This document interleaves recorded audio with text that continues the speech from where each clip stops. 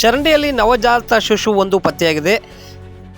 ಕಣ್ಣು ತೆರೆಯುವ ಮುನ್ನವೇ ನವಜಾತ ಶಿಶುವೊಂದನ್ನು ಮಹಾತಾಯಿಯೊಬ್ಬಳು ಚರಂಡಿಗೆ ಎಸೆದು ಕೈ ತೊಳೆದುಕೊಂಡಿದ್ದಾಳೆ. ಚಿತ್ರದುರ್ಗ ಜಿಲ್ಲೆಯ ಚಳ್ಳಕೆರೆ ತಾಲೂಕಿನ ಚಿಕ್ಕಮ್ಮನಹಳ್ಳಿ ಗ್ರಾಮದಲ್ಲಿ 4 ತಿಂಗಳ ಅಸುಳೆ ಕಂದ ಚರಂಡಿಯಲ್ಲಿ ಪತ್ತೆಯಾಗಿದೆ. ಸುಮಾರು 4-5 ತಿಂಗಳ ನವಜಾತ ಶಿಶು ಇದಾಗಿದ್ದು, ತಳುಕು ಪೊಲೀಸ್ ಠಾಣಾ ವ್ಯಾಪ್ತಿಯಲ್ಲಿ ಈ ಘಟನೆ ನಡೆದಿದೆ. ಘಟನಾ ಸ್ಥಳಕ್ಕೆ ತಳುಕು ಪೊಲೀಸ್ ಠಾಣೆಯ PSI ಶಿವರಾಜ್ ಕುಮಾರ್ ಭೇಟಿ ನೀಡಿ ಪರಿಶೀಲನೆ ನಡೆಸಿದ್ದಾರೆ.